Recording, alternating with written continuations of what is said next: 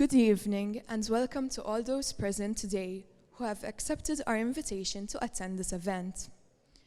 I would kindly ask to remind you to please put your mobile phones on silent. The Gozo Business Chamber, in collaboration with Aġenzija Żgħażagħ, Bank of Valletta, EUROPE DIRECT Gozo, the Gozo Regional Development Authority, the Ministry for the Economy and Industry, and EUROPE DIRECT Gozo, is organizing the third edition of the Youth for Entrepreneurship Gozo.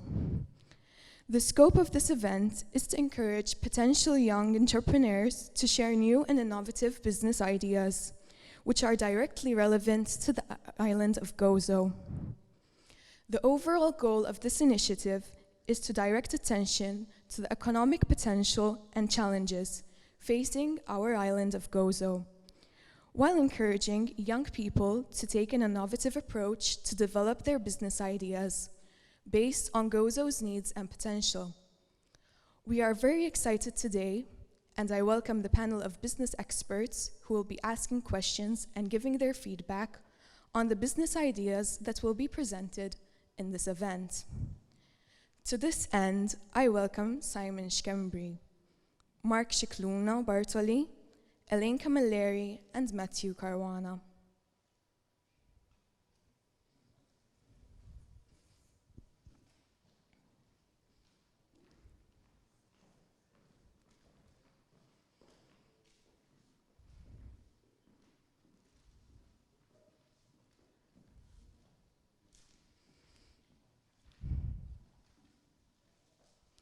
Simon Schembri is Manager Community and Outreach Youth Work Services at Aġenzija Żgħażagħ. Mark Cicluna Bartoli is Executive Product Manager and Development Business Banking at Bank of Valletta. Elaine Camilleri is an Auditor and Partner at ACT. Matthew Caruana is a leading business innovator and manager at ZAR, Malta's leading crowdfunding platform. I remind everyone of the criteria on which the proposal that has been submitted will be reviewed. Principally, applicability to the Gozo context, innovative approach, ability to solve a potential problem or to cater for a specific need, and the quality of the pitch. Today's event focuses on digitalization. Feel free to post anything with our hashtag Y4EGozo on Facebook or Instagram. I would now like to invite the CEO of the Gozo Business Chamber, Daniel Borch, to make his introductory remarks.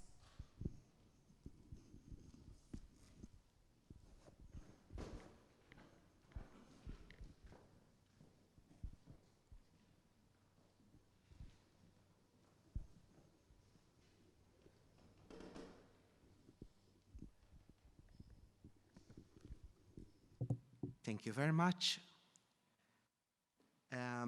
I feel privileged to open this event today. Thank you, Francesca, for your introduction.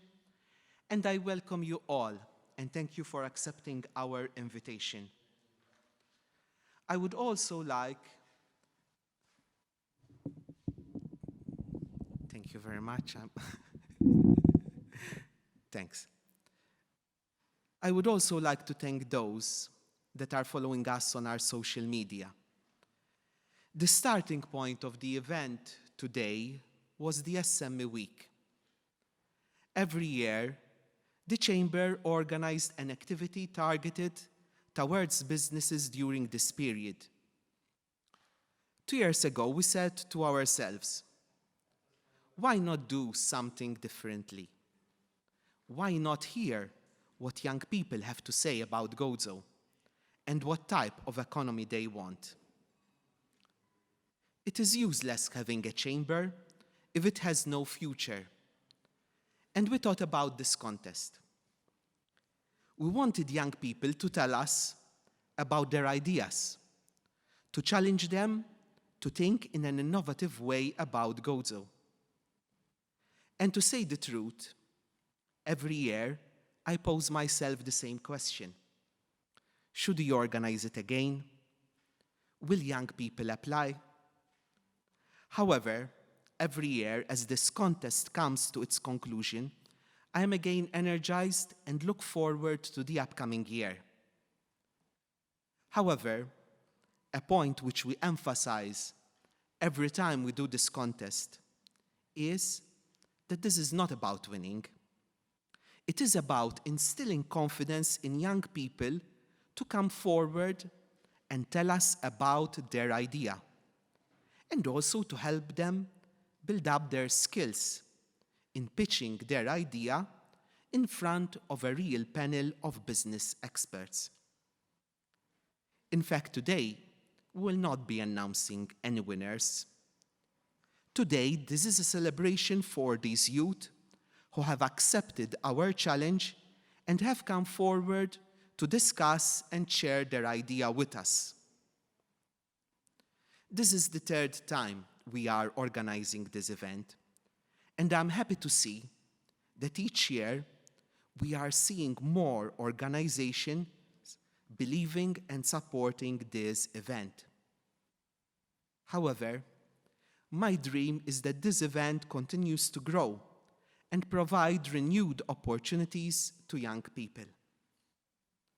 Last year, we introduced a session organized by Aġenzija Żgħażagħ on how interested youth should pitch their idea, which we organized again this year. We also provided each participant with a report and the comments of each member of the panel of business experts. Some of them were also offered mentoring from our panelists. The opportunities are endless. However, my vision is that this does not limit itself to an event, but that there is a process accompanying it. I would like this event to eventually evolve into a program where potential participants would be mentored and assisted throughout. We are planning to hold this event on the 11th November of next year, so book the date. I feel privileged to have seen youth throughout these 3 years building their confidence and presenting their idea, to give them some advice on how they should pitch their idea. But most of all, I have learned from them all. Each year, I have seen new and more innovative ideas. I'm sure that this year will be no less. So, I wish all the participants the best of luck, but most important of all, enjoy yourselves and gain the most out of this experience.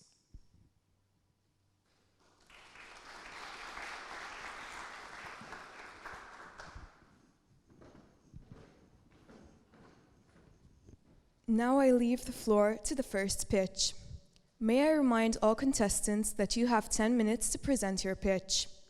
Another 10 minutes will be allocated to the panel of business experts to make their questions. I now invite Matthew Kurmi to present his idea, Gozo, Understanding its Nuclear Option.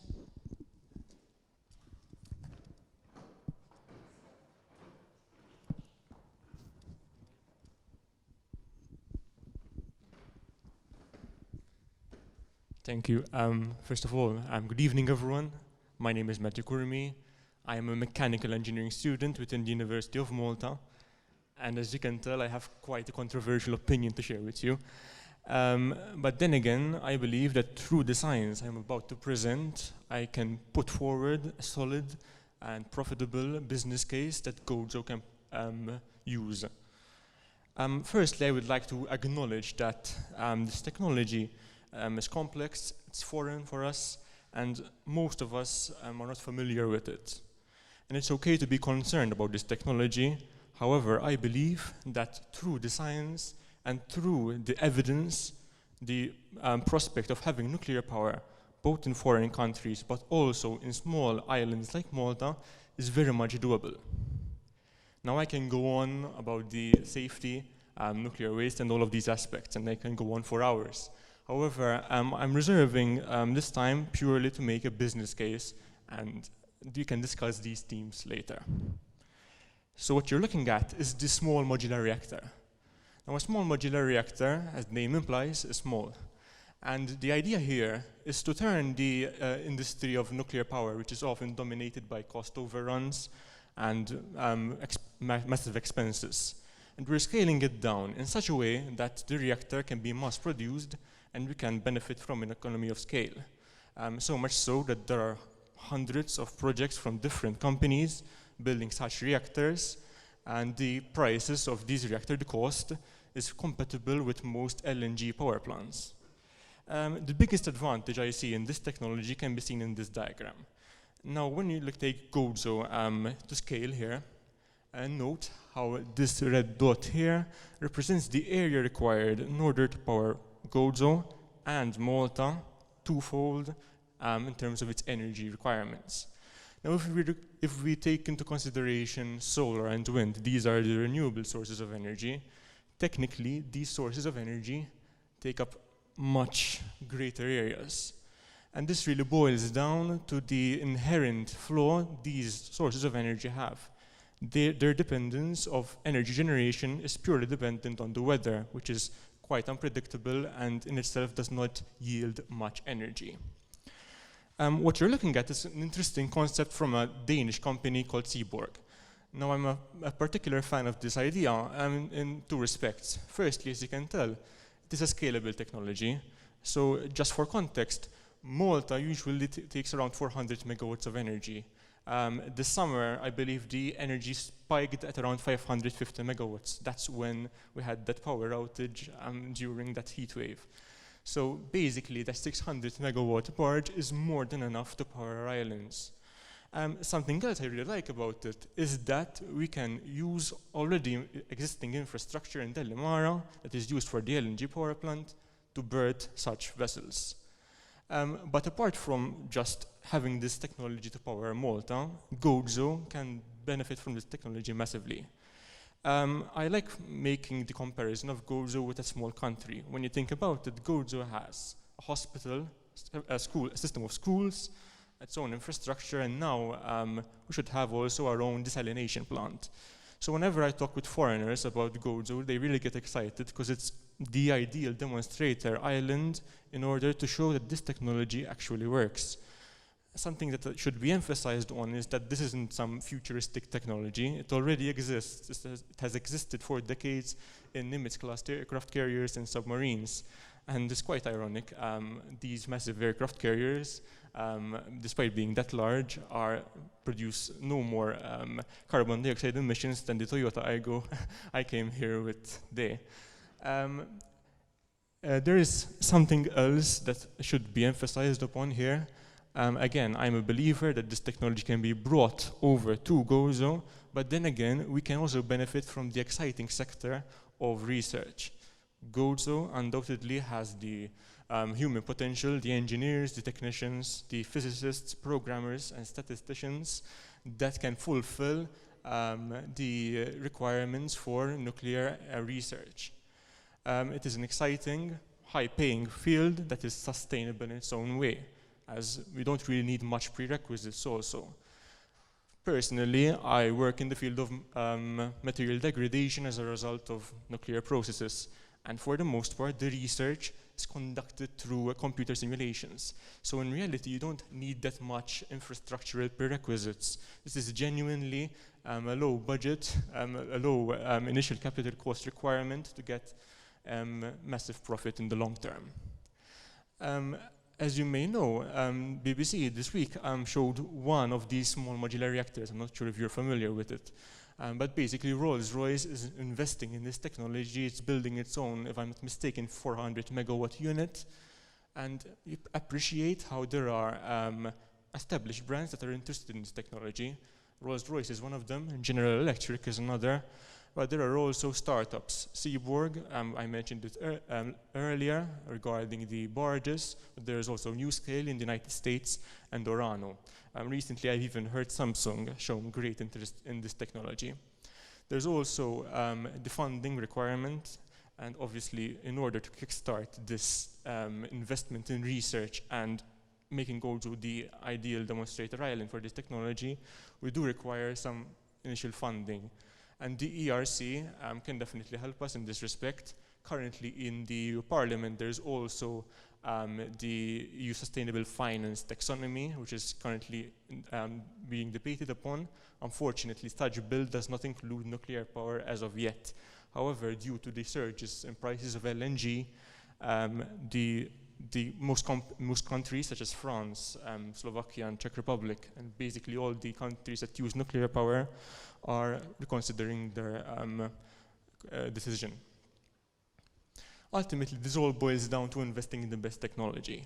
Now, I know as a fact that technically using solar, wind, and these other traditional renewable sources of energy will pose massive difficulties in sourcing the raw materials, in producing these devices, and placing them in such a way that we actually make a profit from them. We need to remind ourselves that Malta is the most densely populated country in the EU.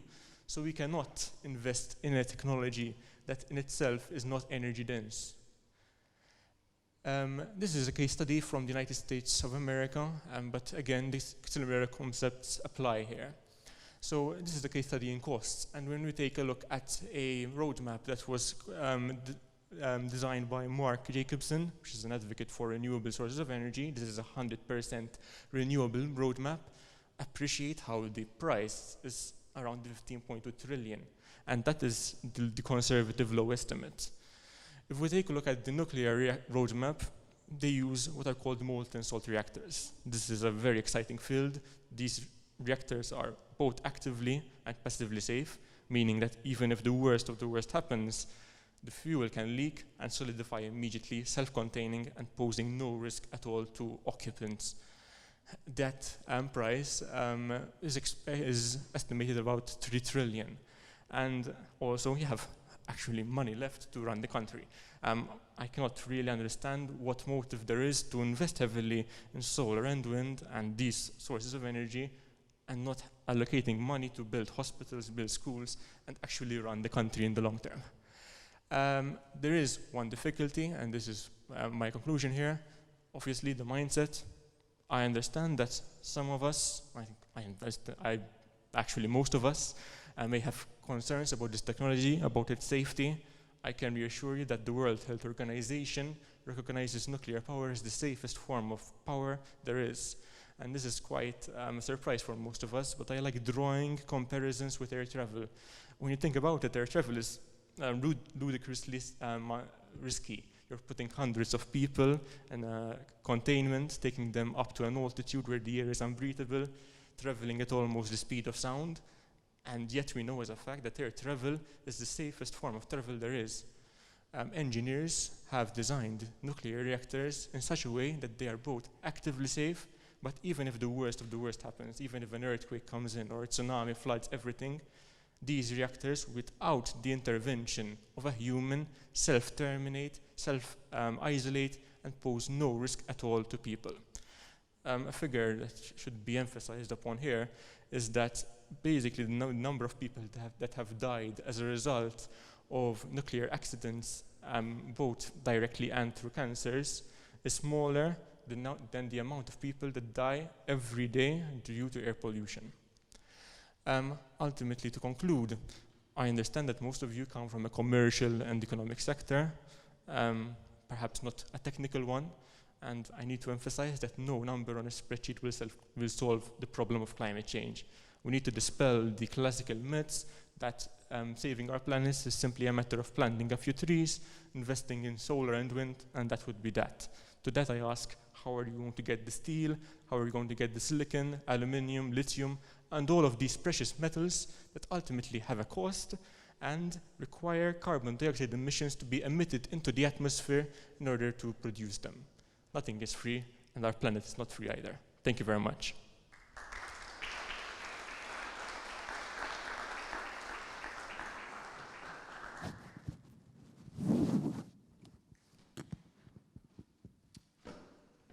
I now invite the panel to make their questions, and I remind you that you have 10 minutes to do so.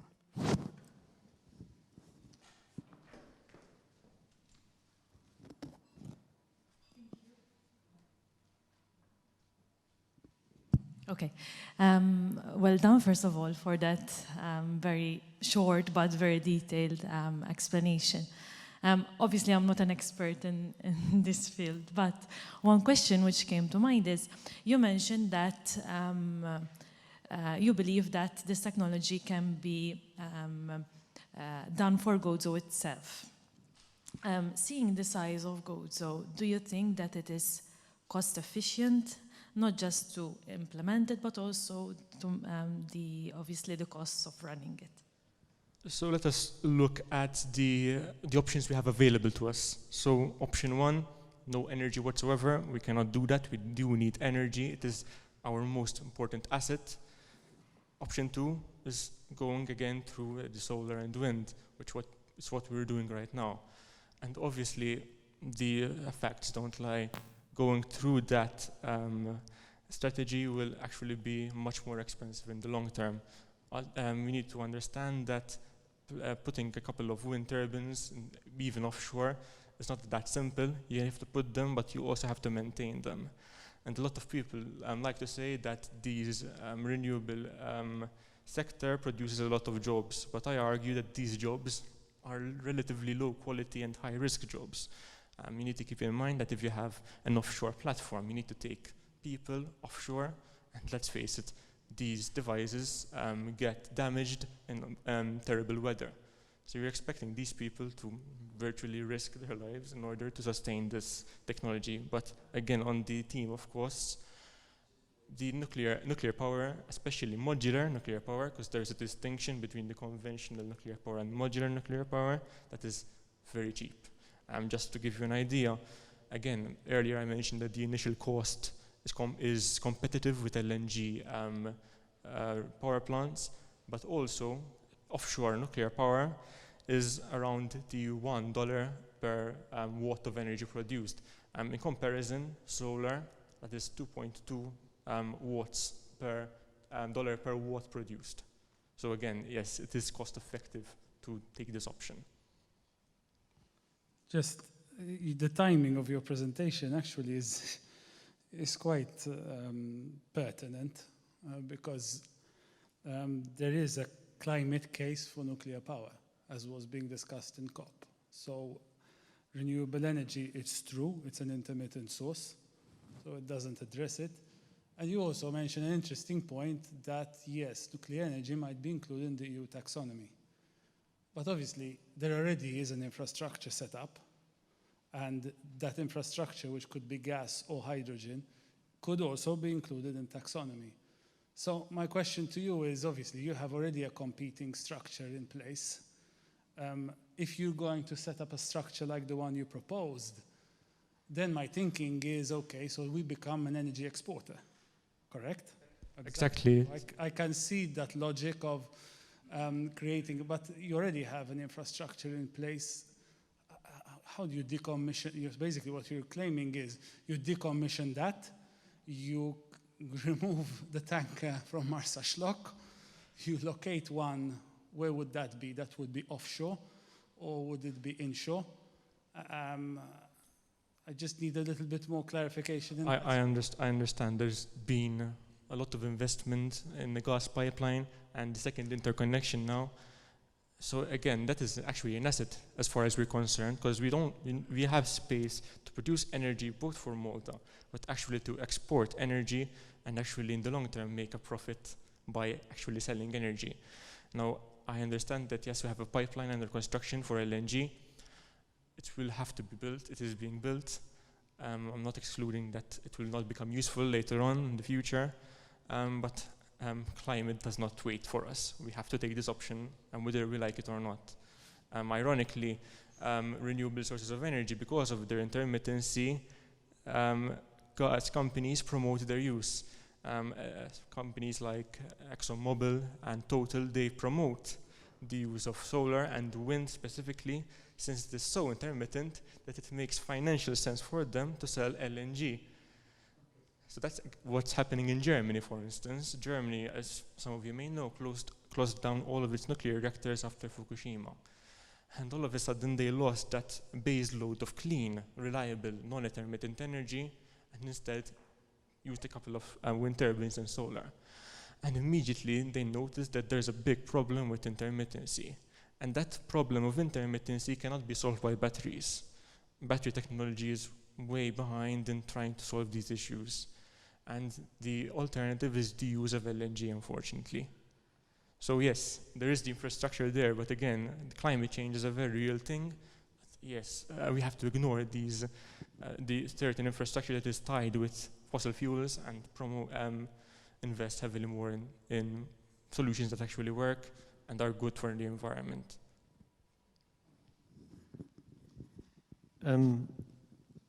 Thank you, Matthew, for your presentation. Well presented, concise, to the point, and knowledgeable. You give the sense of knowledge, of that you're confident enough in what you're saying, and well done for that. A question I have is, I want you to be self-critical of your idea. From what you've shared so far, you make it sound like this is the obvious choice, this is the go-to choice, and there's no alternative really. But I want you to think a bit about that and give us why wasn't this done, and what are the negative points on this? Environmentally, of course, I cannot really think of much negativities. There may be some concerns of maybe some marine life being threatened by the radiation, but again, this is very minimal. When you take a look for coal power plants, for instance, which is ironic in its own way, coal power plants produce much more radiation than nuclear power plants themselves because they have their own isolation. Yes, I can be self-critical of myself. While I'm promising this technology of offshore nuclear, it's still under construction, under development. Current goals are to have this technology realized by 2025, and there is real work going into it. However, that's why I'm proposing both a hybrid of research and investment. We do need the research in order to enable the investment. And yes, to be self-critical, yes, technology, even though it has existed in the past, right now it's still under development to meet our safety criteria. So I admire you for going for something so bold. Even when I was reading your proposal, I said, this is going to be, it's interesting that you went for something. And in fact, you concluded on it that there's one of the disadvantage or one of the limitations you noticed is the way we look at nuclear energy. And I'm sure if this would have to go through, the way the general public would react to it. So how would you propose? How would you go about it in reassuring? As my colleagues just mentioned, you're presenting this as sort of like this is the obvious solution. How would you go about putting people's at rest that this is not going to be another big environment accident? I know as a fact that the Maltese public is quite anti-nuclear. A few years back, I think it was 2 years ago, I wrote the Times of Malta article on the technology, and it was extremely controversial. I understand that most of you have concerns. It's probably the worst possible way to die in a nuclear accident. But again, the statistics say otherwise. When we take a look at Germany, as I said earlier, Germany closed down its nuclear power plants. In Germany, now they produce twice as much carbon dioxide emissions as France, and they pay twice as much for their electricity prices as France. Now keep in mind, France gets 80% of its energy from nuclear power. And a survey that was conducted recently in Germany showed that the majority of people, and I mean around 80% or over, are now pro-nuclear. I've seen, I became a nuclear activist in 2019, and through 2020 I saw the industry dying out a bit. But in this quarter, literally this month and the month before, there has been this bold and excitement about this technology. So the pitch I'm putting this evening cannot come at a better time. Yes, there are concerns, but the more time passes, now we're realizing that the conventional renewable sources of energy aren't getting us anywhere, unfortunately. So now we have to reconsider our decision and actually look at these alternative technology devices. Ultimately, yes, there will be opposition. That is normal. No technology is perfect, but this is the best technology, in my opinion, both technically and environmentally.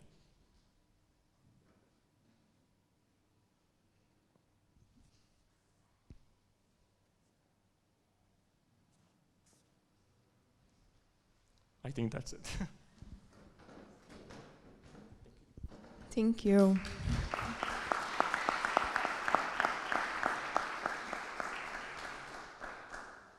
I would now like to invite Andrew Otsopardi to present his idea, Live Market Project by Coding Reality.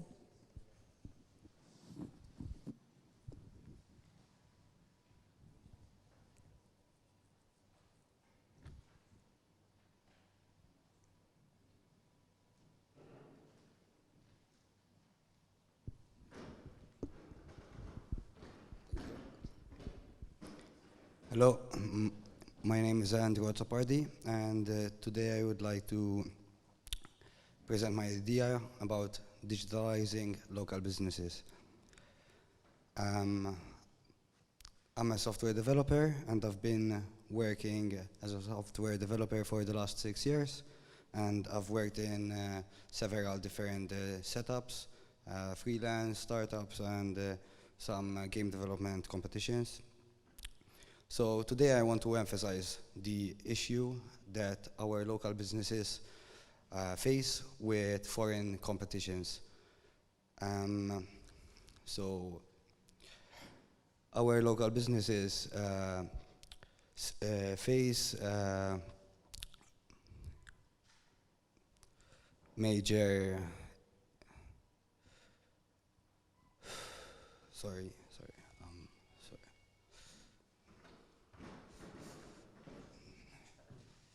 لا لا مش سوا لا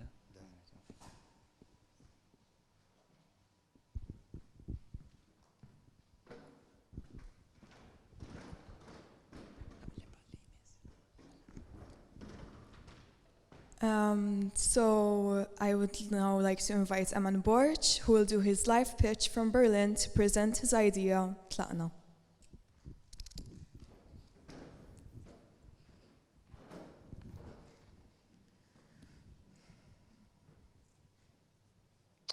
Good evening, this is Eman Borch. I hope you can hear me well and everything is loud and clear from here, from your end. Yes, perfect. That's brilliant. Thank you. So firstly, my name is Eman Borch. I am currently in Berlin studying my master's degree in international sports and events management. However, such an opportunity like this, Youth for Entrepreneurships in Gozo, is a good opportunity for us youths to connect with business leaders, with stakeholders, and share different ideas in regards to this year's theme, which is sustainability and digitalization. And so the presentation I'm going to give today, the business proposal that I have put forward is looking into these two themes, sustainability and digitalization. And what we're going to talk about is an app called Tlaqna. As you can see, it's a very minimalistic app, a very simple logo, which is using the Gozian phrase Tlaqna, which we use every day, basically to leave for work, to commute, because if you're like me, you always have some place to be like.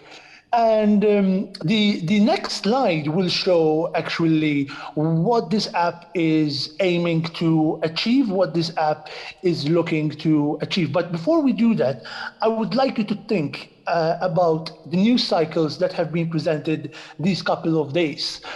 We've been talking about a tender for a fourth accessible ferry. Yesterday, in fact, the Minister for Gozo announced that the green public transport would be also available from Shawkia for the park and ride. From October 2022, all free public buses will be for free. Last June, we announced the fast ferry services, and also, although not impacting Gozo, there is research about a metro system on the islands of Malta. So there is a number of ways how individuals can use public transport in an economic way, so to speak. However, that being said, we are still car dependent. And this situation, which is literally consuming and being an environmental deficit, but also a mental challenge to all users, because of course there is a lot of stress involved with waiting in traffic, is the idea behind this app. And this app is there mainly in this next slide to achieve this mission. And the mission is to sustainably connect and mobilize individuals who commute on a daily basis, based on incentive, but also education, awareness, and action. And what this means is that this digital innovation, this app, is going to link every public transport user onto one platform, onto the Tlaqna app, which an individual can link with other individuals who are commuting to share the public transport, to share cars, to carpool, to car sharing, but also there is going to be the unity of public transport. So we're saying timetables of buses. We're saying you can basically pay for the Gozo ferry or for the fast ferry or for the Gozo Channel ferry through this app. You can see which routes are working, which routes are quicker, etc., etc. And we're going to make a case study together also to understand how this app would work. However, if we had to go into the objectives, we're devising an app. So we are linking and connecting users onto a common user interface. We are also mitigating the influx of automobile travel.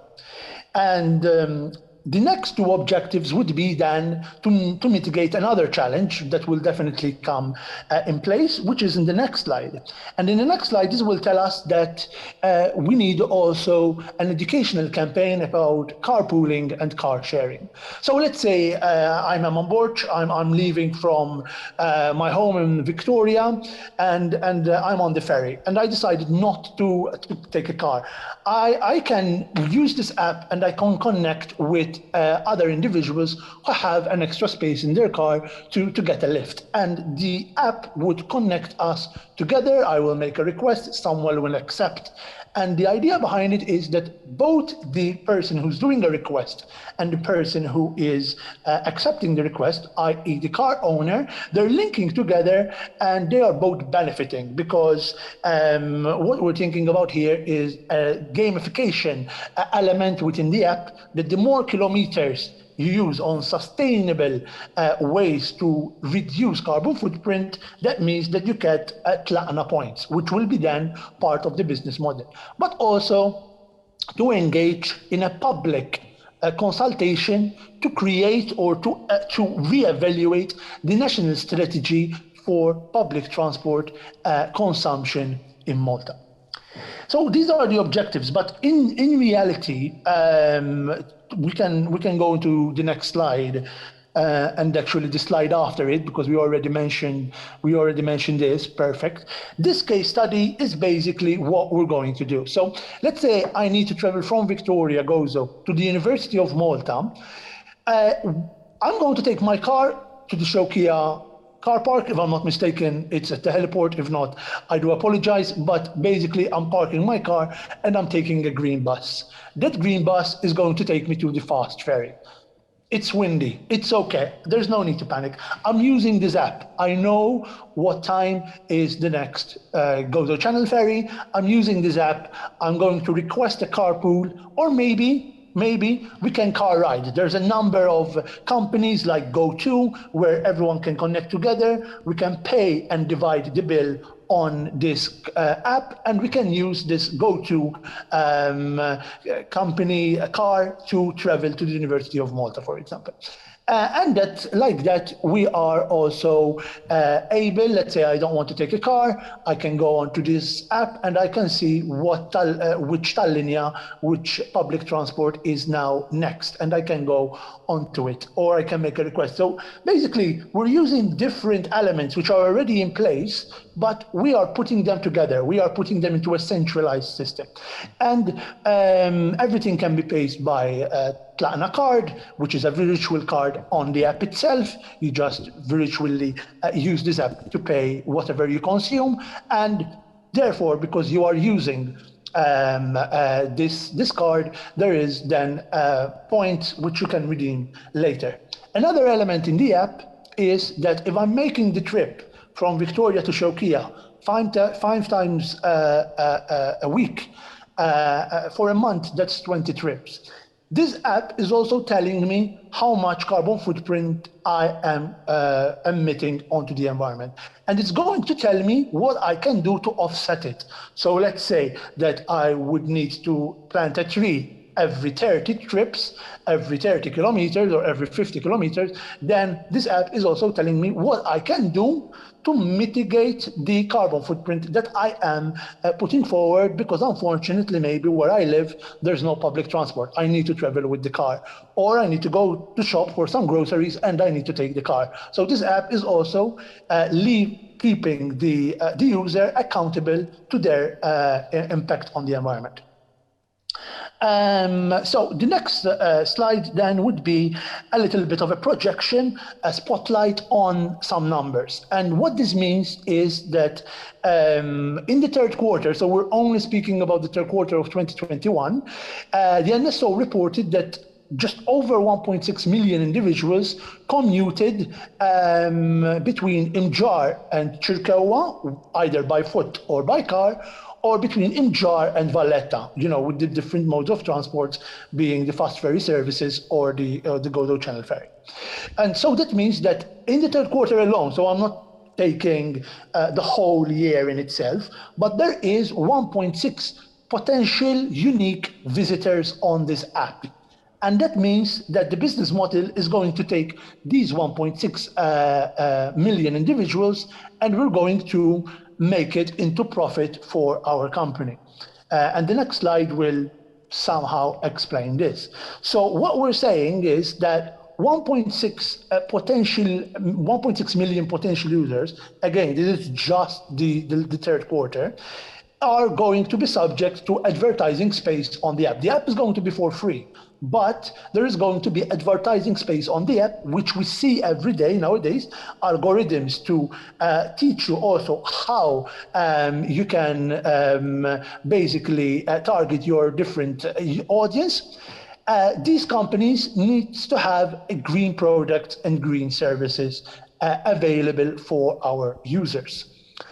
The user themselves will get Tlatna points to incentivize them to use this app, which can be redeemed into discounts, into free stuff by these companies themselves. These companies, in order for them to pay the app itself, will then get a tax rebate or any other rebate, but let's call it a tax rebate, in order to also incentivize the company to partner with the app, but also to provide free discount vouchers. The €100 vouchers were very popular, so maybe we can use something similar, etc., etc. And it's a life cycle. It's a life cycle of funding, which then supports the operation and the profit, eventual profit for the company itself.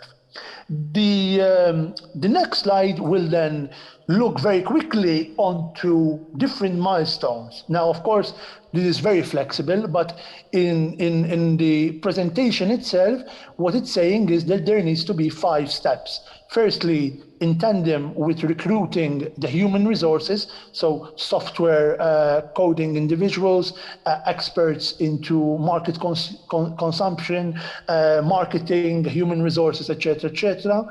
We also need to build up and set up the IT infrastructure, the app itself and all the elements within the app. then we need to link with stakeholders. And when we mean stakeholders, we don't only mean the business, so the person who we are selling the space for the advert, but also the Gozo Business Chamber, the University of Malta, to promote the app with students, with Gozo workers, with different target audiences that will benefit mostly for this app. And then beta testing, which is basically the first prototype, the first attempt at seeing what we need to solve, what bugs we need to solve, etc., and eventually the launch of the app itself. And lastly, to conclude, we will have also some challenges. And the main 4 challenges that when doing this business proposal I would think of are, firstly, the first injection of capital.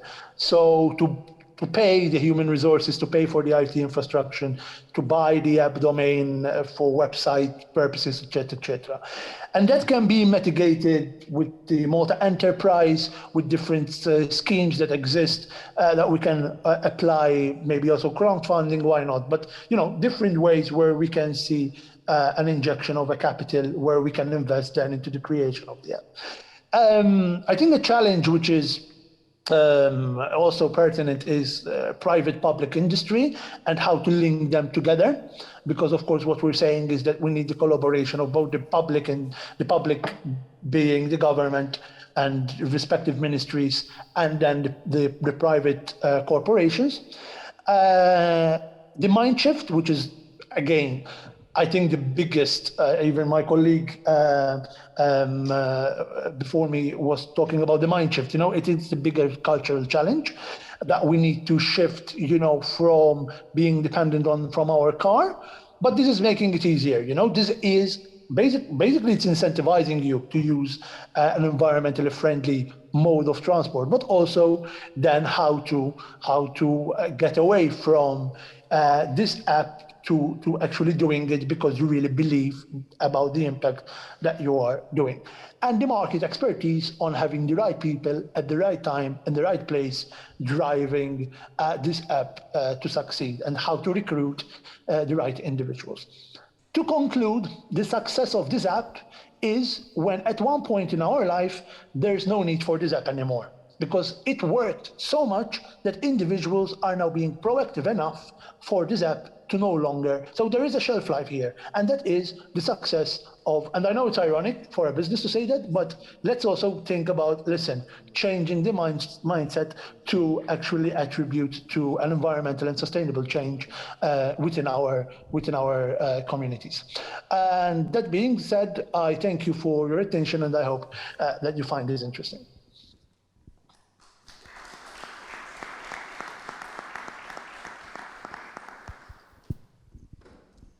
I would now like to invite the panel of business experts to make their questions. I once again remind you that you have 10 minutes to do so.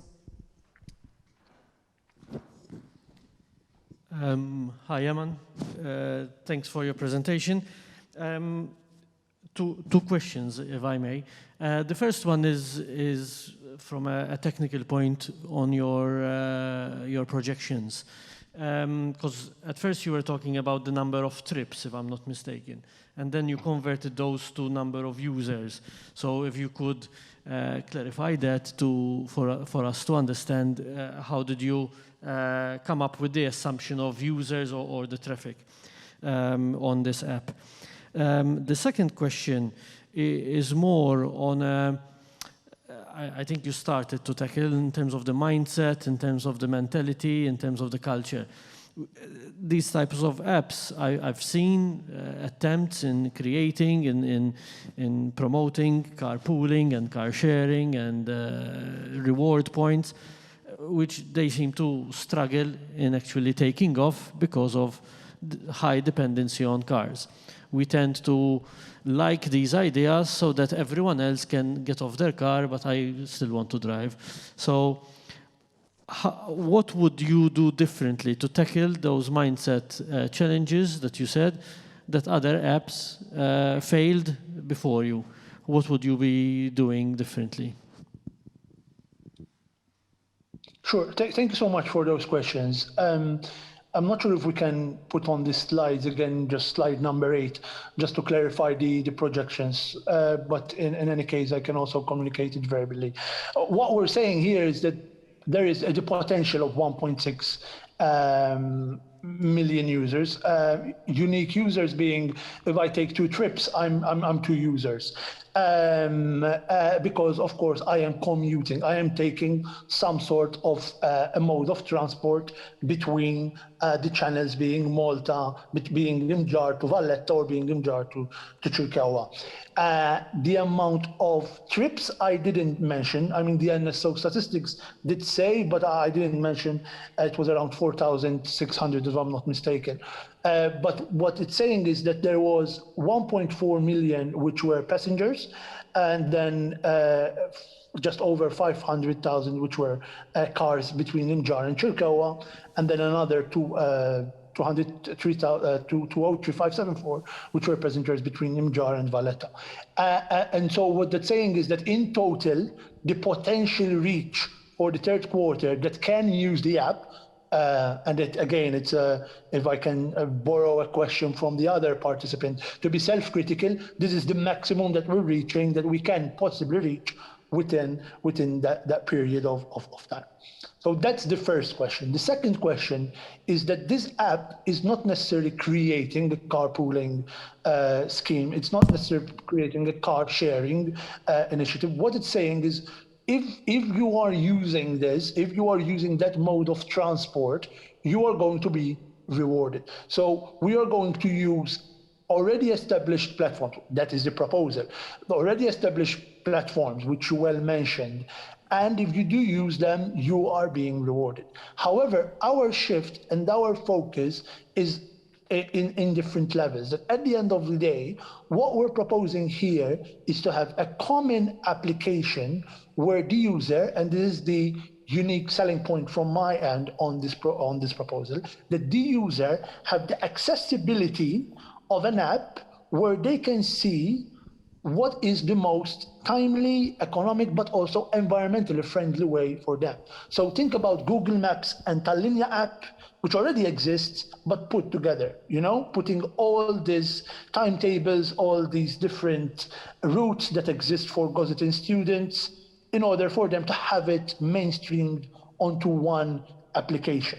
We're taking already established, and that is why the challenge of getting private and public industry together, because at the end of the day, what we're saying is, Isma, let's jump a little bit on your wagon and let us support also what you're doing by a common application. I hope these answer your questions. From my end, first of all, thank you for that short but detailed presentation. Definitely, this app would have been very useful to me way back when I used to commute to Malta without my own car. I think that rather than a question, I have more comments rather than questions to ask on this presentation. Firstly is that I think that this app will be very useful to workers, Gozo workers, and students who commute on a regular basis to Malta. My only my only question here is, does it really, this app, is it really useful within the Gozo community itself? So I see it more useful to Gozotans who commute to Malta, and maybe also vice versa, but not a lot when it comes to Maltese who visit Gozo. Do you think there's any way how this application can be more catered for the Gozo community, in the sense to be used within Gozo, rather than just to commute from Gozo to Malta? Definitely, that's a question which I was thinking about actually when I was doing this presentation, because firstly, for Gozo's sake, I mean, Gozo is very small, so the dependency on cars in Gozo for me, and I think I'm understanding this more because I'm living in a very big city in Berlin, you know, which public transport is the way to go here. Like, I'm using public transport every day. And when I was reflecting on, and when I was doing this business proposal, I was like, but how is it that when I'm in Gozo, I'm still dependent on my car? Like, how is it that such a small island, we're still being consumed with cars? And so it is a mind shift dynamic, but also for me it was, listen, how accessible is the information for me to go from Victoria to Nadu? Stately Google, you know, or something. True, but having just a one-stop shop, and nowadays we are so consumed by digital apps that we need the less clicks we can have to do an action, the better, you know. And so that feel in itself is partially the need to make it more relevant for Gozo. You mentioned it also very well that it can be used vice versa, and we're not excluding the fact that Gozo can be a pilot project, and then eventually it goes implements in Malta, and we can use, you know, the infrastructure between between Valletta, Sliema, and the three cities, and the boats can be also incorporated within this app, etc., etc. And I say, listen, let's invest. Then I recall a proposal. Let's invest in environmental friendly boats between Marsalforn and Chlendi, etc., etc. So the diversification of public transport will then remit the need of this app for sure, but also, I think it also includes an aspect of let's get away from being car dependent. And if nothing, in Gozo, we have no excuse, and I'm the first person to say that now I'm understanding more that using the car to go literally everywhere is not sustainable. And that's because I'm lazy, that's because I say this, that's because I'm lazy, that's because I don't want to do it, but now maybe it's time to start thinking about something different. And to also answer that question, I wanted to add another point to make it relevant for Gozo. That's one of the challenges was also in the PowerPoint presentation, market expertise. And what that also meant was the lack of data on consumer patterns and what time people travel the most, what public transport do they take, etc., etc. So I would think that there needs to be a deep analysis also if the bus from Victoria to Imjar is usually busy on Sunday morning between 9 and 10, let's have 3 buses, not 1. You know, so even this would give us a little bit more of data. And again, this app can be the interface where it can give this information, etc., etc. Amanda, I would like to ask you how. It's interesting that you, in the app, you included the idea of the community of gaining points, and in a way, you feel that you so like in a game you're getting rewarded. I think one of the things that most of us notice in the morning would be a lot of people driving their car on their own with no passengers. Does the app has a plan that give an incentive to who's ever willing to let someone else, a stranger, step into the car? Are you just focusing on points? So if I'm allowing someone to come with me, say to Valletta or wherever we're going to commute, I would like to know that how you would keep them incentivized, because I do see it for some time working with these points and TED, but in the long run, does the app allow, I don't know, how to keep them incentivized in getting people into your car? Yeah, thank you, Simon, for that. Definitely, I think what the idea behind is, and I realized that when I was thinking about this business proposal, I was also critical to myself and saying, but why am I including a private car transport into this? Why am I including not only public transport? It would have been easier to just say, if you use the public transport, which is, I mean, what better incentive now from October 2022? It's going to be free, but let's say we need more than that, you know what? But the element of it is that there would be different levels of point attribution. So firstly, I was thinking, this is my train process on this, that the cost of the trip, if I'm, for example, giving a lift, would be split between the different passengers, so it's fair on everyone. But then I was also thinking, the app automatically can give more points to the driver because they are supporting the other individual to reduce a car from the street than the person who is actually getting a ride. They will still get a point, some points, but not as much. So there would be this kind of incentive to provide this. But when I was also thinking that, I thought, but it won't work because then I will go with my car to get more points. Then I realized that I was like, hey, because then I will go with my car and we'll end up on the same cycle. So what the proposal here is that we'll start shifting away from car riding to car sharing, with private cars, to the car riding with already established companies. And that's where the companies come in hand, that everyone is just basically using the same car, which is of an already established company. Of course, there will be one individual who will drive because they have a driving license. And it won't be a private car. So you're reducing 5 private cars altogether. And that's where we want to be. And of course, the incentive there would be that everyone is equal using the same car. So there was a process of thinking how it would be best. And thank you for challenging me on this also, because it makes me also keep on thinking about it.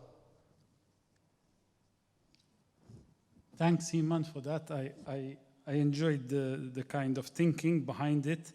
I'm struggling with 3 points, but one is scale. These kind of business models work on scale.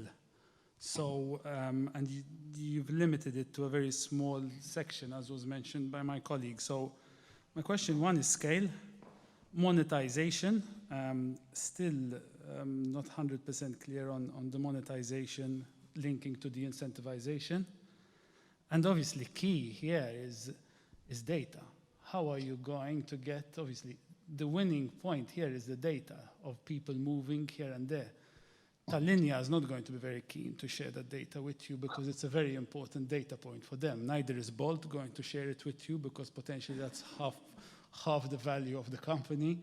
And I'm trying to understand how all these different players come into this app and add that value when data is going to be an issue to gather. And have you seen competitors in the market? Because I know there are competing apps trying to do not exactly what you're doing, but something similar. Okay. Yeah. So let me start with so it was data. So let me start with scalability. So the idea behind it is, so for it to be centric about Gozo, as I mentioned, as a pilot project. So as a starting point. But then, of course, I never limit this to be an app which, why not, can be used also in Malta for using the app as being Maltese. Why I used, and this is I think it's important to mention, why I used the choke point between Imjar, Valletta and Malta and Chilcoa is to start having some figures on, listen, how much individuals are using the public transport, how many users are commuting, etc., etc. My vision for this app is for it to link all public transports together. That's the get-go. That's the one thing which is important. If we really want to change the mind shift. We cannot stay living in our bubbles and in our igloos. And this is coming from a dynamic which is public transport and transport in general. Whilst, yes, there is other dynamics, we can see in London that with one card you can use different industry players and you can travel between different industry players. And so this would be something is similar to that, but on a digital app rather than having an Oyster card or something like that. And I really appreciate that it's something that other individuals have thought of before in Malta, or maybe not, but as of yet it's still not happening. So I question why not. Second, when it comes to monetization, and if I understand the wording of monetization is how we're going to make profit as a company, or just to clarify that? Yeah, how are you going to make money? Yeah, that would be the advertising space on the app, which would be the company selling their own, basically marketing their own product. Let's say that we have that infrastructure where we're getting 1.6 potential million users, or partnering with the major transport companies, public transport companies, and et cetera, then we're saying that there's going to be that potential of an advertising where it's going to reach that amount of individuals. Regarding the data, it also links with the monetization. So if you don't have the data, it's going to be very difficult to sell your product, and that I understand a lot. But I also think that the government here has a very vital role here to play onto playing a part. Yes, playing a part into basically the acquiring of data and acquiring of data patterns. But definitely some food for thought for the future.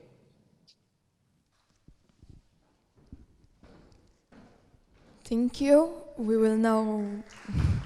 Okay. We will now be going on a short break in which food will be served. I would like to welcome Sarah and Amy, and we will have the pleasure of listening to their music. Thank you.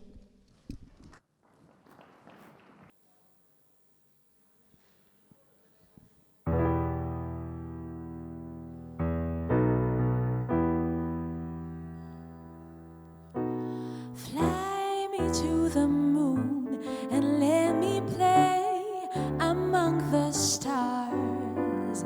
Let me see what spring is like on Jupiter, Mars.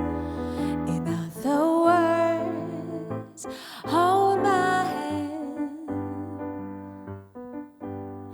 In other words, baby, kiss me. Fill my heart with song and let me sing forevermore. You are all I long for, all I worship and adore. In other words, please be true. In other words, I love you.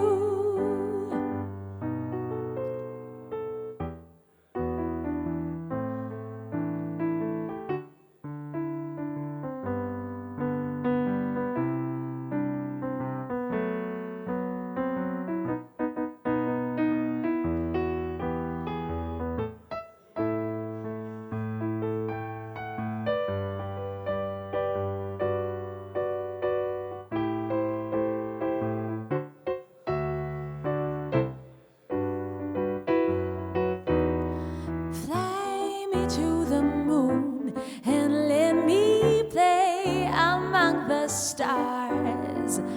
Let me see what spring is like on Jupiter, Mars. In other words, hold my hand. In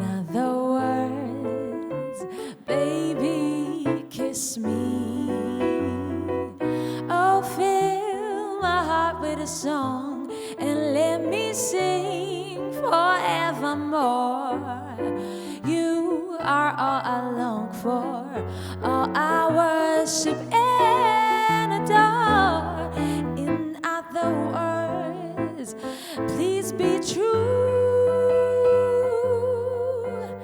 In other words, in other words, in other words, I love you.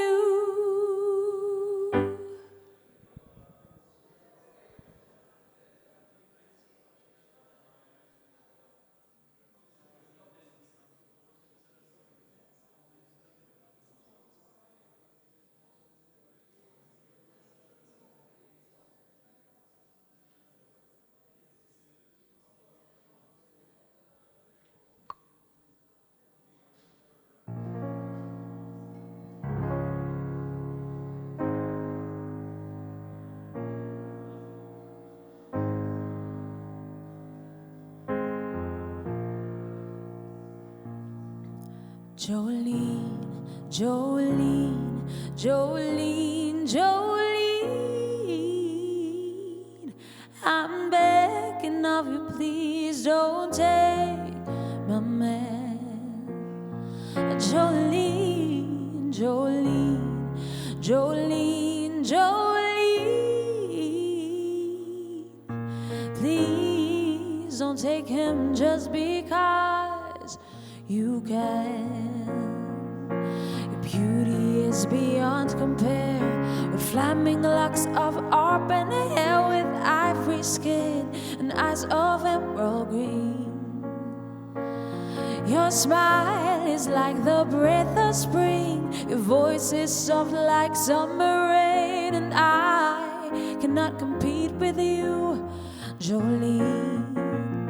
And I can easily understand why you could easily take my man, but you don't know what it means to me, Jolene, Jolene, Jolene, Jolene, Jolene.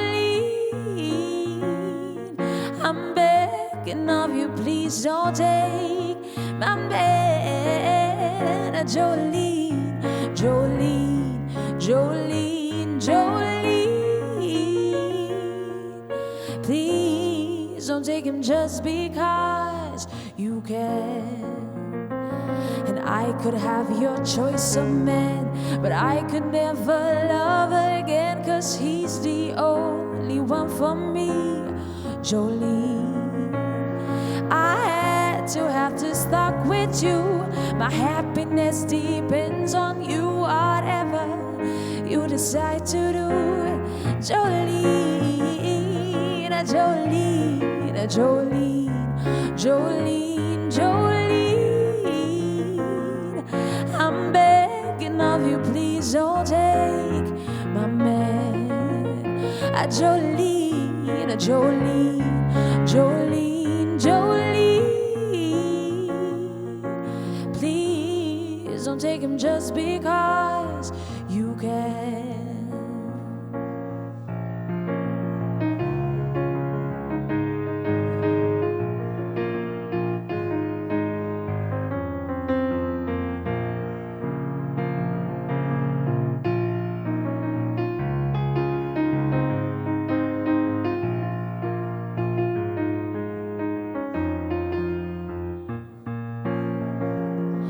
Jolene, Jolene, Jolene, Jolene.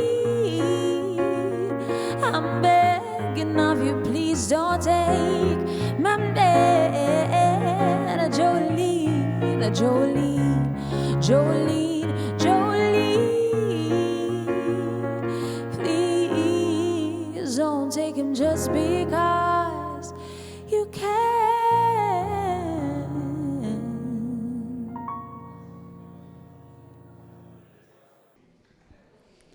Hi, I would like to welcome you all to the continuation of our program. After this break, I would like to invite Andrew Azzopardi to present his idea Live Market Project by Coding Reality. Thank you.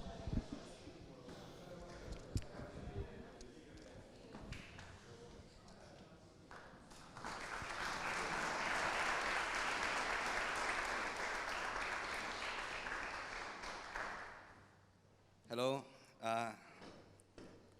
Good evening, everyone. My name is Andrew Atsopardi, and I'm 25 years old. I've been working as a software engineer for over 6 years, and I've worked in several different setups, freelance, startups, and even side projects. So today I want to emphasize the struggle that our local businesses face with foreign competitions. As a Gozitan, I have seen multiple businesses suffer from this foreign power. Recently, local businesses have seen a reduction of daily customers and revenue loss, which are the major reasons that our local businesses scale down or even shut down completely. As an example, I can mention that even when I'm thinking about buying groceries, first thing that comes in mind is Lidl, not some local grocery shop. And when I'm thinking about buying some Christmas shopping, first thing that comes in my head is Amazon. So this can be mitigated by giving our local businesses the tools to increase their online presence and their efficiency. So with this, I want to present to you my work in progress project, Live Market, which is an automated online business management platform, and it will be an affordable way to automate, augment, and analyze your business. It will be a dynamic but robust system that can cater for many business requirements. Some features that Live Market will provide are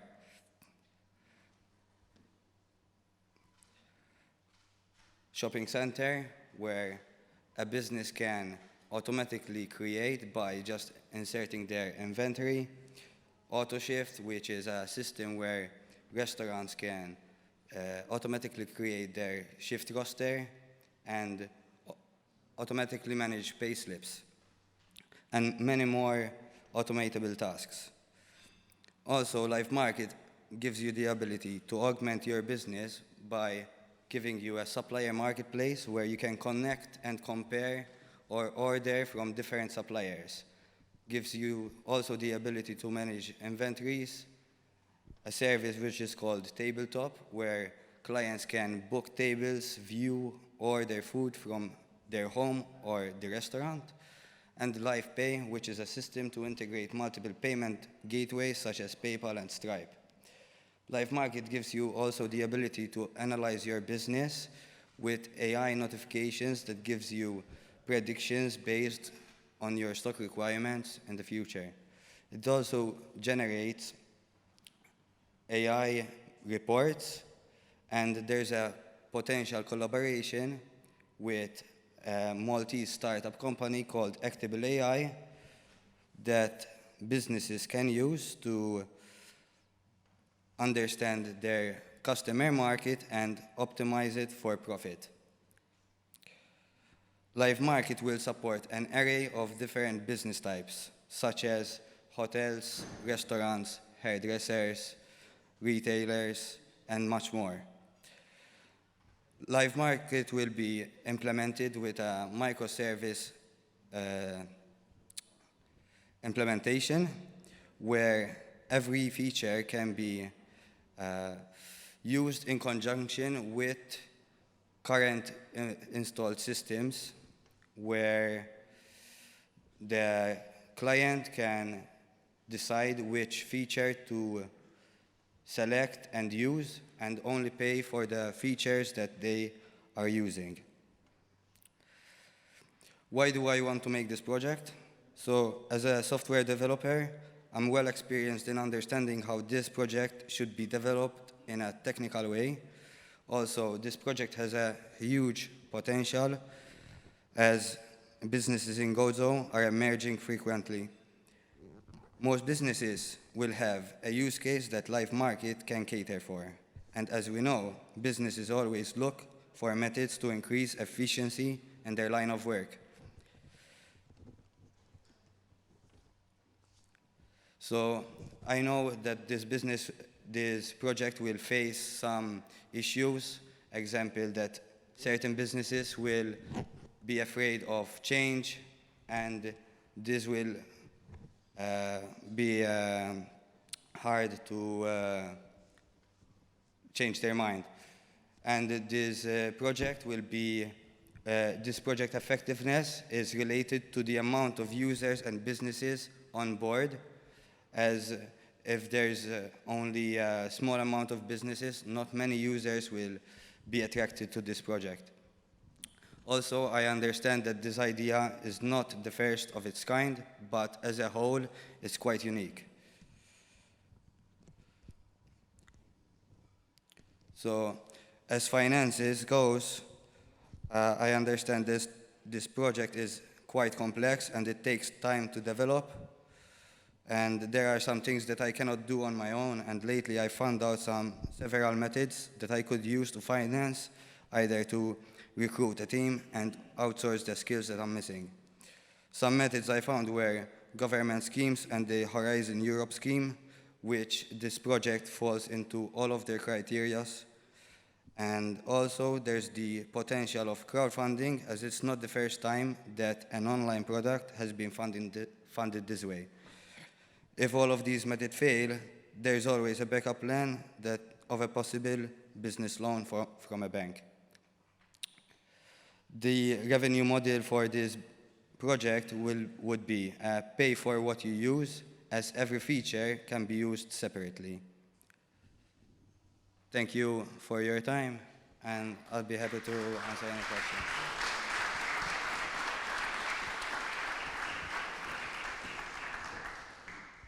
I now invite the panelists to make their questions. I remind you all that you have 10 minutes to do so. First of all, thank you for coming back, Andrew. I know it wasn't easy, and well done. A question I have is, here I'm seeing a bit of a situation of David going against Goliath, because Bolt, to a certain extent, it does quite a little bit of what you're doing. What are the competitive features you have that could make you different from Bolt, that sort of I would want to use you instead of Bolt? So many businesses decide to use Amazon for their online services, but Amazon does not offer many business management features. And Amazon is not that affordable for our local businesses. And sometimes it's not even as easy to use. So many clients, many businesses decide not to use it at all. As one can notice, as an example, in Gozo, Victoria, there's Palm Street, and it's full of businesses that don't even use any digital systems. So if we give these businesses a fighting chance to compete with these foreign competition, it would be a great support for our local businesses.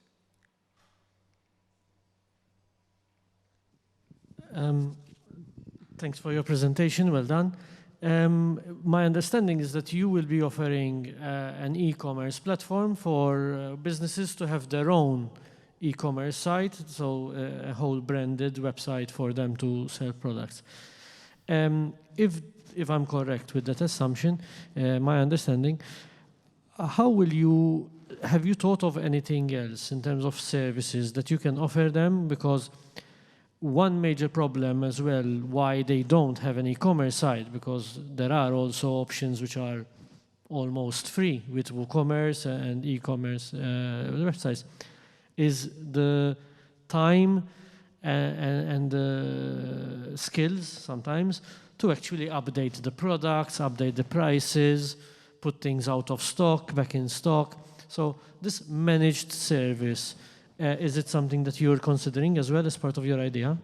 So Live Market is not just one e-commerce website. It's a website which allows you to create your own subdomain where every business will have their own segregated system, and there will still be a contained database where the products will be updated simultaneously. For example, if you want to update a Kellogg's box, the price will be updated throughout all of the different branches that you own. So it's not just one shop.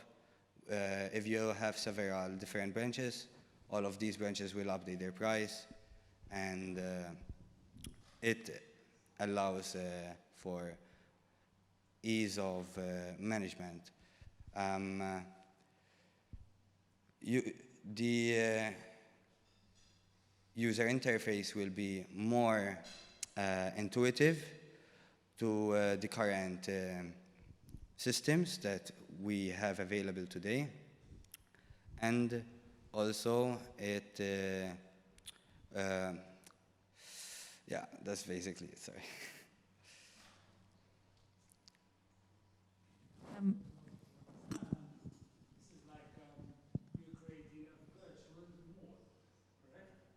Sorry?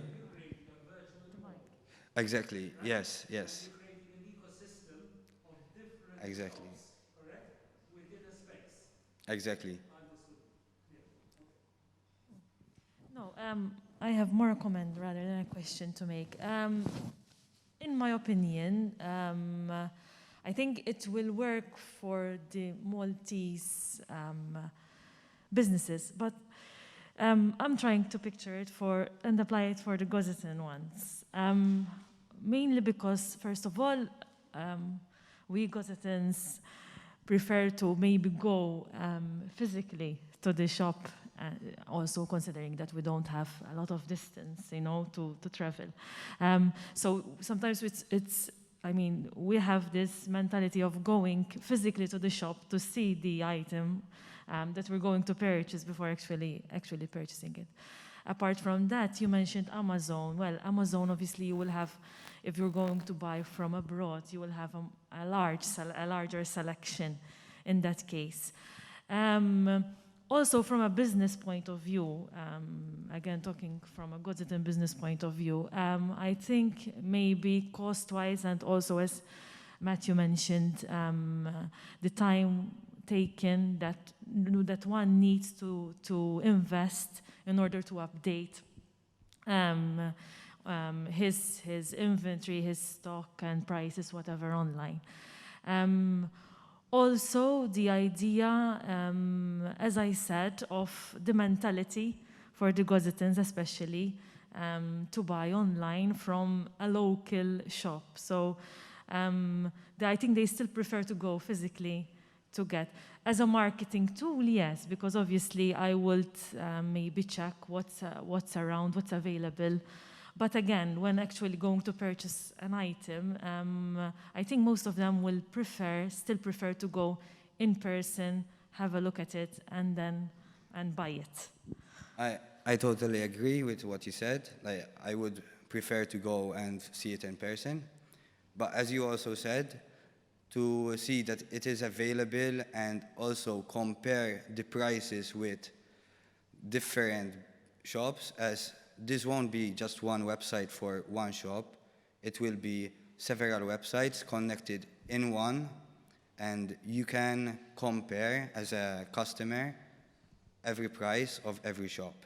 So before you're going to a specific shop, you can also check if there's any competition of this shop, and you can see their different variations.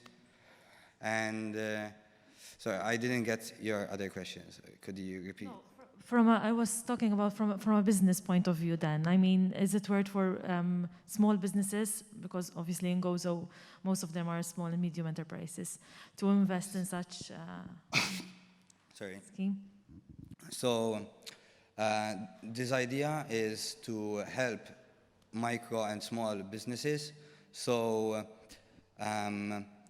it will be a very affordable price, and for time consumption to generate the first iteration of your installation.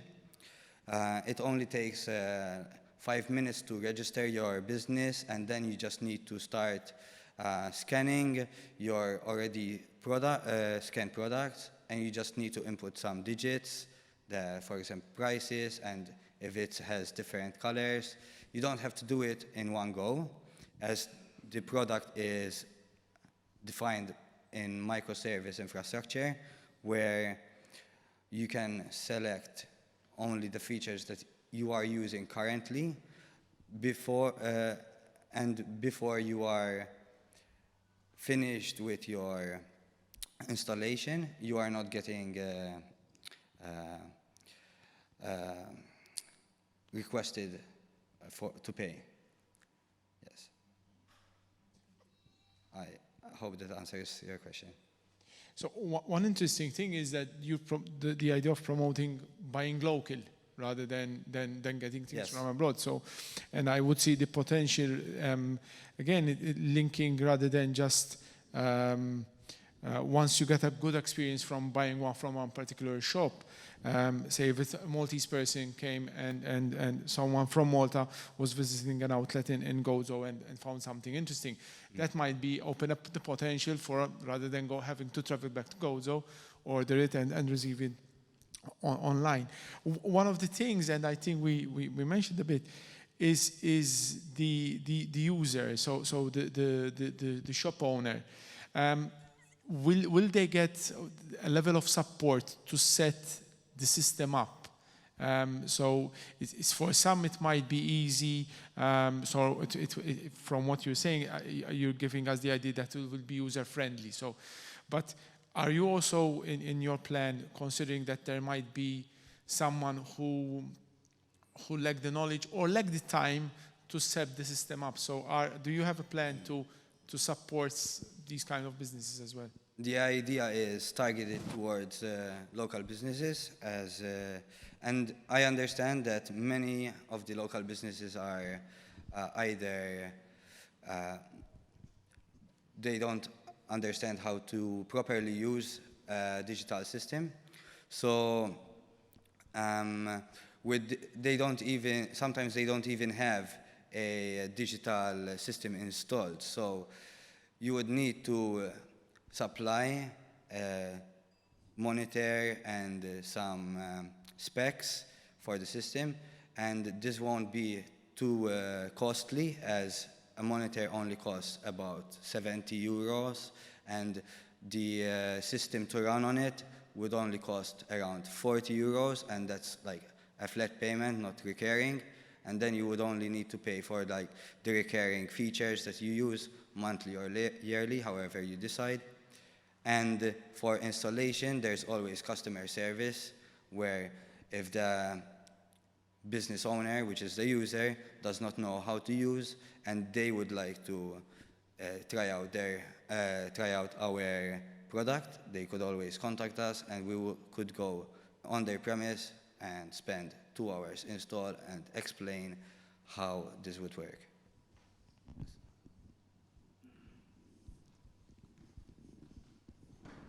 Thank you.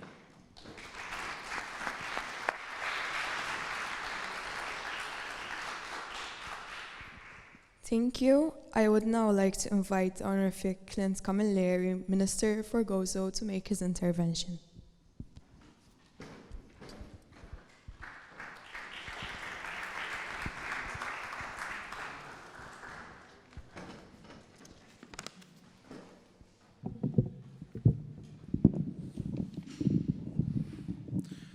It is my honor to be amongst you tonight for the 3rd edition of the Youth for Entrepreneurship initiative organized by the Gozo Business Chamber, and which forms part of the events being organized during the SME Week.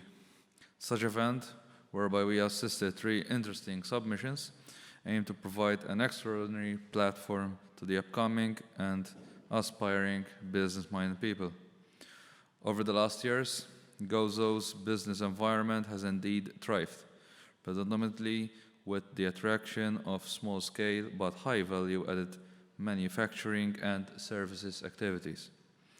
These economic activities are manifested by the lifestyle propositions of foreign investors and workers which Gozo offers, served by its improved physical connectivity, and which we intend to further enhance by the development of the Gozo heliport in Shawqiyya, as stated in the budget speech. We also upgraded the virtual connectivity to the rest of the world through the installation of the second fiber optic cable. All this complements the supportive framework for the attraction of businesses to invest at both the national and international level, and through the development of bespoke infrastructural facilities on the island. The Gozo Innovation Hub, along with the SME Hub, are aimed to promote and strengthen high value-added economic activity in Gozo. The Gozo Innovation Hub in particular is aimed to attract foreign direct investment with the knowledge in intensive sector as well as the new economy jobs in Gozo. These structures, which are now fully operational, will benefit both local and foreign enterprises by allowing them space that they need in order to operate and grow their operations over time in well-equipped ambience. This investment is expected to attract highly qualified and skilled individuals, which would help to elevate the significant brain drain challenge in Gozo. These firms will provide their employees with competitive remuneration packages, which would contribute to the increase in the standard of living of Gozo workers. The establishment of the GRDA, which happens to be a sponsor for this event, is a key step forward towards enhancing business activity in Gozo, as it will ensure proper coordination and efficient implementation of strategies, policies, and measures aimed at generating development over short, medium, and long-term periods. In fact, over the weekend, the authority hosted a delegation of UK companies from the creative games and film industry. It is such industries that we now want to attract, industries that offer sustainable careers with minimal impact on the natural environment.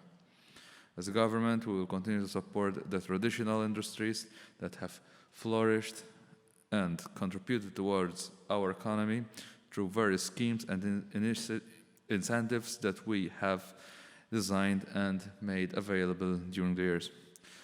As the Minister for Gozo, it is my firm belief that Gozo's smallness and distinctiveness can, with vision and hard work, be turned into an immense opportunity.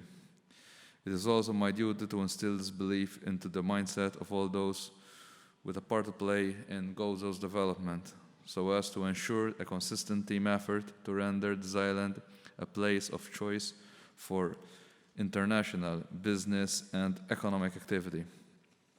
We all hope that better times are on the horizon, but we still need to remain cautious and vigilant since the pandemic is not over yet.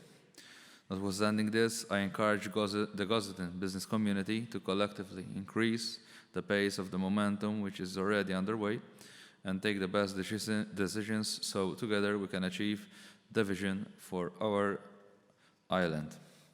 I would like also to congratulate all three participants, Matthew, Andrew, and Iman, who came up with the challenge and submitted their interesting proposals tonight. I allow this as your first step towards an ambitious and rewarding career. Gozo needs people like you, people who aspire. Thank you.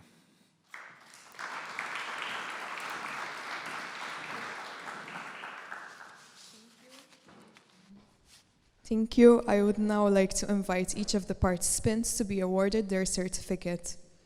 May I remind you all that the winner of this year's contest will be announced on Monday, 22nd November.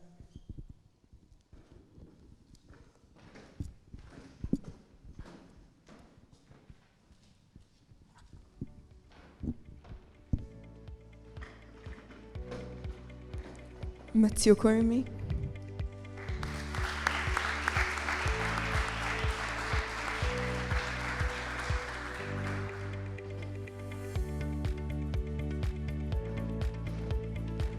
Andrew Azzopardi.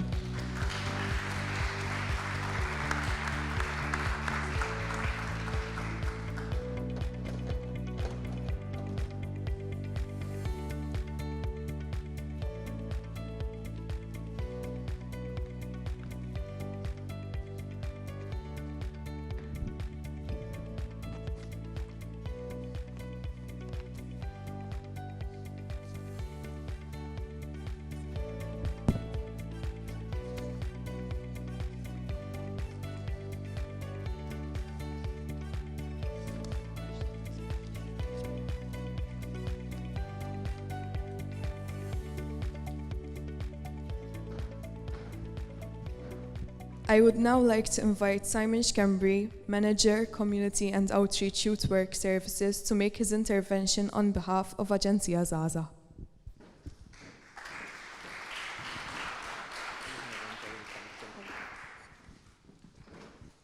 Thank you. Minister, friends, and of course, Matthew, Andrew, and Eman. First and foremost, I would like to start with extending my regards from our CEO, Ms. Miriam Toma, who couldn't be here this evening. This morning, I was saying, what should I share with you? And one of the things I was going through our new National Youth Policy for Young People. And precisely this event tonight is one of our strategic goals of cooperating with businesses, with NGOs, with other ministers to create initiatives and projects like this, where young people can develop their skills, their abilities, and their knowledge. Something I really enjoyed this evening was seeing Matthew, Andrew, and Eman sharing their knowledge. We had an engineer, a software developer, using their knowledge and actually converting it to a business. And this is one of our goals as Aġenzija Żgħażagħ, is creating these opportunities of participating to learn. The idea that you're learning, that you're developing a skill by doing something, by doing a simulation. Earlier today, we had you here simulating, presenting a business idea. It might be in a few years' time that your idea you would be actually implementing it, or implementing something a bit different. But I can assure you that if you look next to any person here, they will recall an experience similar to this. It might not be doing a presentation like this as such, but putting themselves in a situation where they experience resilience, like you, Andrew, today. You had a difficult situation, you needed to step off, but you came back. So you experienced resilience. For example, we had the situation where we are asking you to be self-critical. And in actual fact, if it would be a youth work session, most probably my colleague, Jennifer Kauki, the youth worker with whom you met to plan your idea and how you could present it, we would be processing the whole thing. And what have you learned? What have you developed? So I'm look forward, as earlier the CEO for the chamber, for Gozo Business was saying that he's looking forward for next year. And I do agree with him that we need to explore how we can improve this program, this learning experience, so other young people like yourselves can actually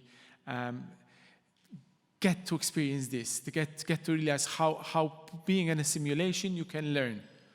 Well done again, and best of luck for you. And I would say you are the three of you are winners, because today you had the opportunity to share your ideas with us. Thank you.